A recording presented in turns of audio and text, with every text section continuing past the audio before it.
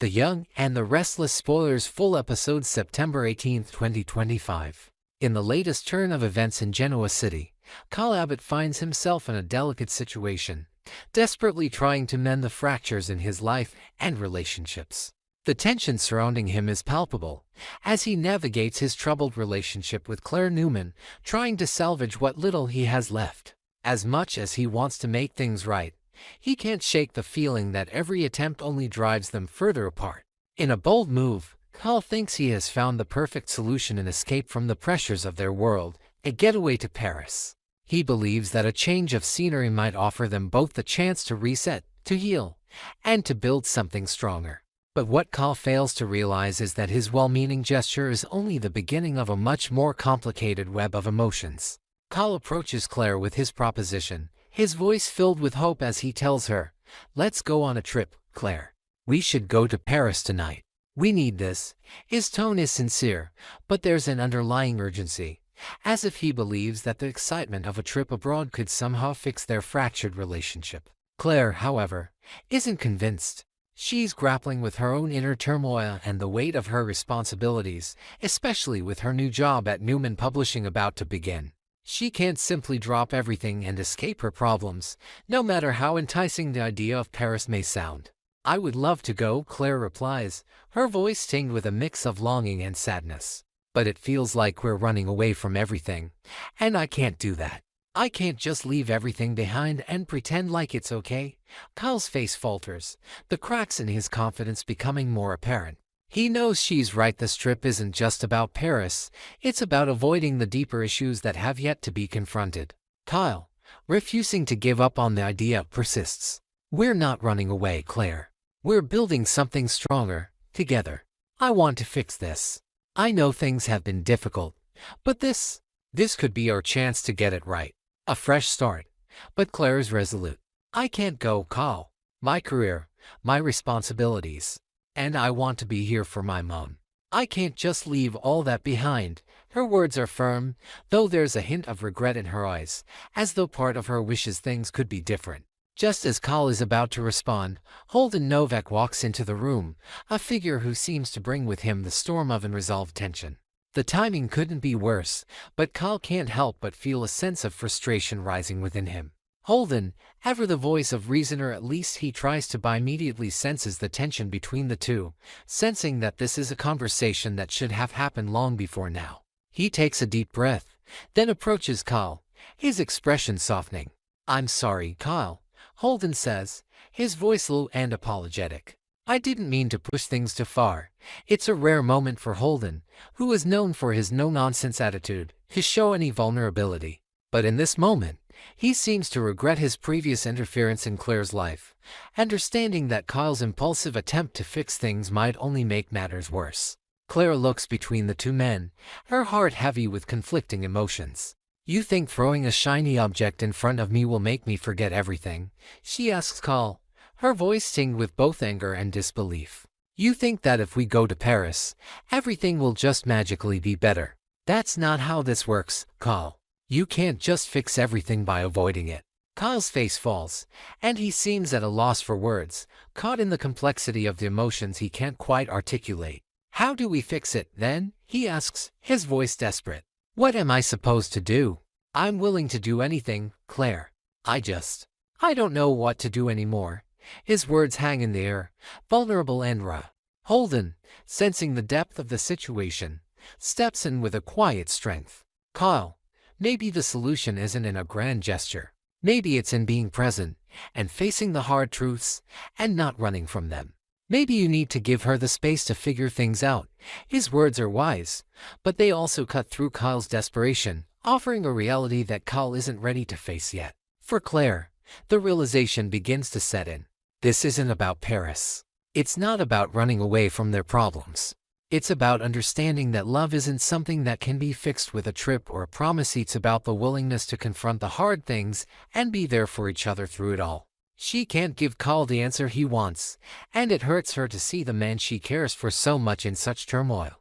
But she knows that in order for them to move forward, they both need to take a hard look at what they truly want and need from one another. As the scene unfolds, the emotions are palpable. There's a deep sense of frustration, longing, and sadness. Kyle is caught in the trap of his own desires to make things right, but he's failing to see that sometimes fixing a relationship requires patience, understanding, and time, things that no amount of impulsive actions can provide. For Claire, the situation is clear. She needs to face her own life and priorities, and she can't let herself be swept away by someone else's idealized vision of their future. Meanwhile, Holden, though apologetic for his earlier interference, understands the complexity of the situation. He knows that both Claire and Kyle are stuck in their own personal battles, but he also knows that only by truly confronting their issues will they ever find a way to move forward. And as the drama unfolds in Genoa City, it becomes clear that this is just one of many turbulent moments in the lives of those caught in the web of love, loss, and ambition. But the story doesn't end there. In the weeks to come, Holden's own struggles will come to the forefront as he finds himself at odds with his own family and relationships. And as for Adam Newman, his ongoing feud with Chelsea Lawson will reach a boiling point, adding even more fuel to the fire. In Genoa City, nothing ever stays quiet for long, and the next chapter is always just around the corner. Holden stood quietly in the room, his presence felt even in the charged atmosphere. He had seen the tension between Kyle and Claire, then spoken emotions hanging in the air. Taking a deep breath, he broke the silence, his voice softer than usual. "I'm glad I ran into both of you, and I apologize if I overstepped my bounds," he said, his tone carrying a sincerity that only a few could pull off. Claire, never one to leave an issue unresolved, looked at him and nodded. "You didn't do anything that crossed a line," she replied, her voice steady, but there was an underlying sadness in her eyes. She then turned her gaze to Kyle. "What about Kyle?" she asked, her words sharp, yet laced with a quiet concern. Kyle shifted uncomfortably, his earlier frustration fading into a more reflective state. "Maybe I've overreacted a bit," he admitted, his voice low, almost regretful. His usual arrogance had momentarily disappeared, revealing the vulnerability beneath. Holden smiled slightly, a knowing look crossing his features. "I understand. I'd probably act the same way if I had someone as incredible as Claire in my life," he said, his voice carrying a hint of admiration for Claire.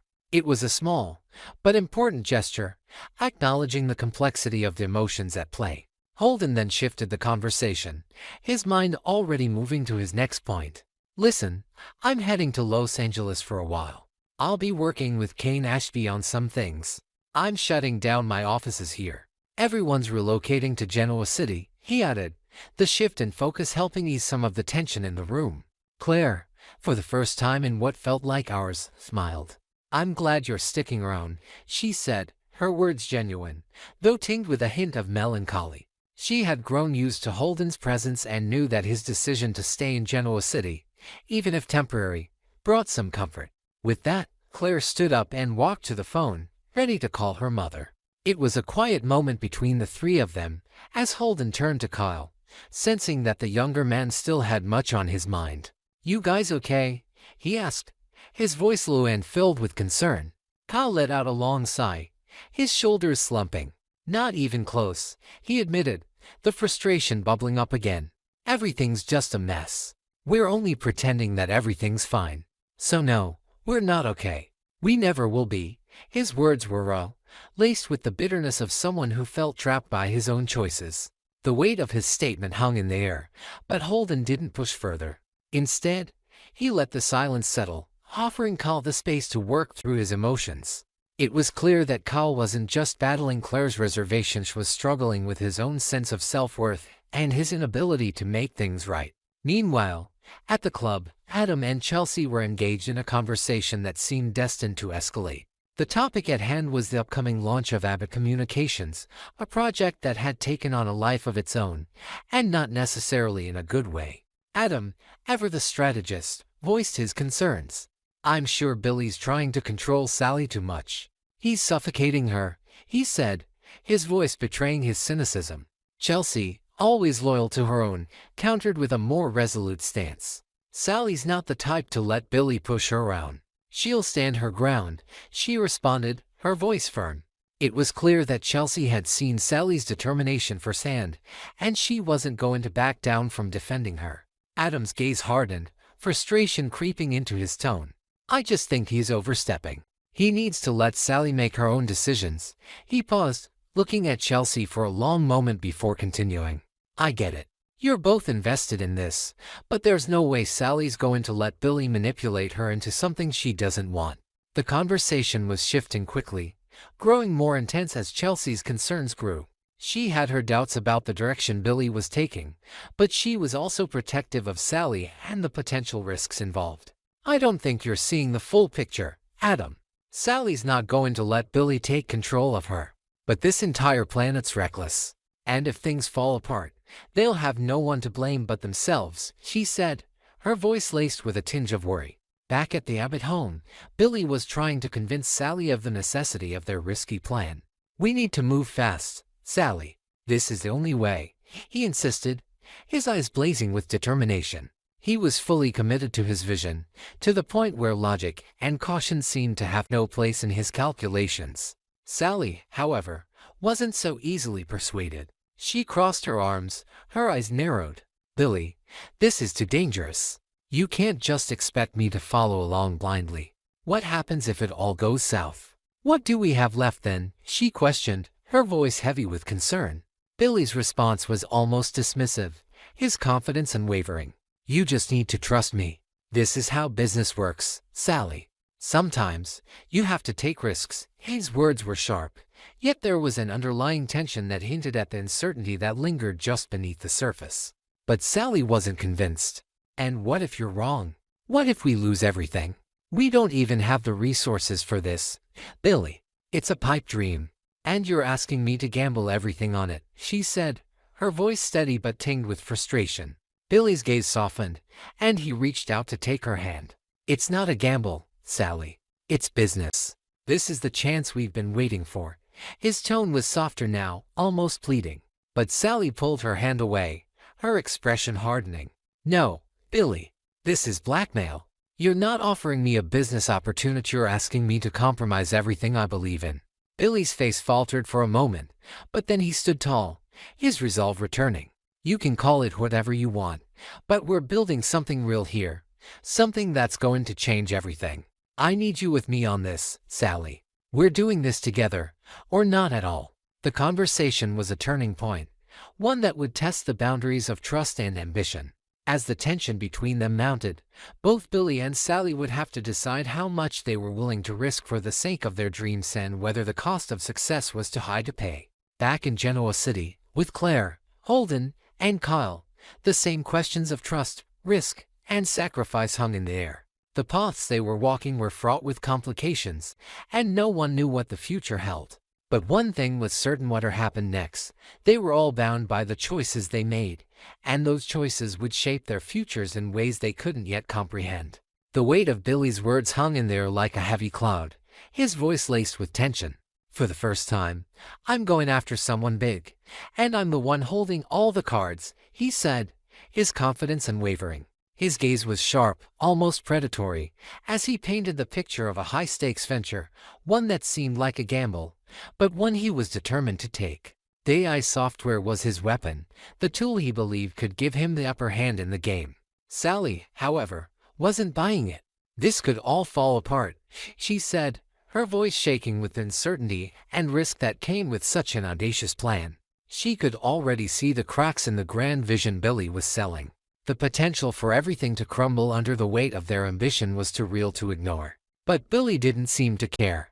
To him, this was the only shot he had at getting everything he ever wanted: success, the power, the control. "It's the only way for me to get what I've always wanted," Billy replied, his voice cold, as though he had already convinced himself that the ends justified the means. Kane had contacted him, asking if he wanted in on the plan. Billy had agreed, and now he was hoping that Sally would stand by him. He knew the stakes were high, but for him, the reward was worth the risk. Sally's frustration bubbled over. "I won't do it," she shouted, her voice ringing through the room. She wasn't willing to let her hard work go to waste, especially not for a reckless, vengeful scheme. She had poured her heart and soul into Abbott Communications. This was more than just a business to her. It was her dream, her future. And she couldn't let Billy drag her into his whirlwind of obsession and revenge. Billy's eyes darkened as he tried to reason with her. "Look at the bigger picture, Sally," he said, his voice low, almost coaxing. He wasn't backing down, not when he believed so strongly in the outcome. But Sally wasn't about to be swayed. "The bigger picture here is hatred, obsession, and revenge," Sally snapped back. "And I have no place in that picture. I don't want any part of it." Her words were a final declaration, a boundary she was unwilling to cross. She couldn't be part of Billy's vendetta, no matter how compelling his vision seemed. With a burst of frustration, Sally stormed out of the room, the door slamming behind her. She needed space to think, to process the chaos that had consumed her life since meeting Billy. She made her way to society, hoping that a change of scenery would help clear her mind. But when she walked in, she found Chelsea and Adam deep in conversation. "What's going on with you?" Chelsea asked, her concern evident. She could tell something was off, but she couldn't quite place what it was. Adam, ever the skeptic, didn't beat around the bush. "Is this about the Abbott Communications launch?" he asked, his voice laced with a hint of suspicion. He knew the pressure of the project, and he could see how it might be affecting Sally. Sally shook her head, a wry smile on her face. "Actually, I'm no longer a part of the company," she said, her words tinged with a sense of finality.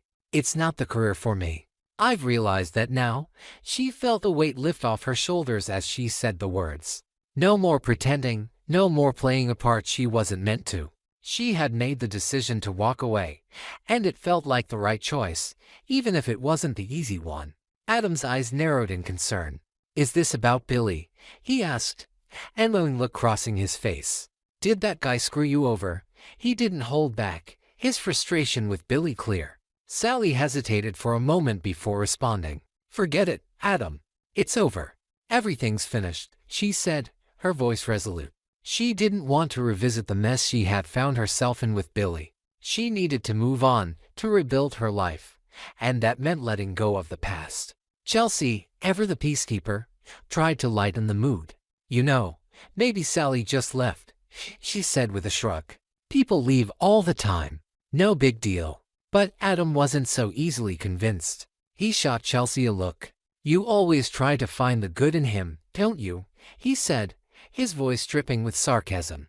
"One day, you'll realize there's nothing good there." Chelsea, unfazed, simply replied, "Maybe, but I'd rather hold onto the belief that people can change." She didn't share Adam's cynicism about Billy, even though deep down, she had her doubts.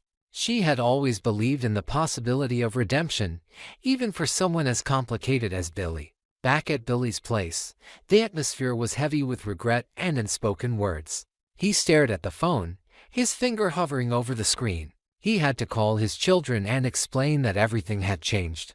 But how could he tell them that everything he had promised was now in jeopardy? How could he explain that the dream he had been chasing might never come to fruition? With a sigh, he dialed the number. "Kids, I need to postpone what I wanted to tell you," Billy said when they picked up.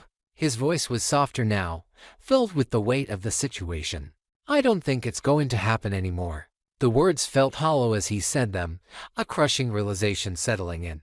The future he had envisioned was slipping away, and there was nothing he could do to stop it. After hanging up, Billy picked up his phone again, this time calling Sally. He had to know where she stood. Would she walk away from everything they had worked toward? Would she abandon the idea of Abbott Communications, the company they had both invested so much in? "Sally, are you going to walk away from the business? From everything?" Billy's voice was strained, his frustration bleeding through the phone. Sally's voice came through, steady but distant. "I don't know," she replied, her words hanging in the air between them. She didn't have the answers, and part of her didn't want to find out. All she knew was that she couldn't keep going down the path Billy had laid out. It wasn't worth the cost.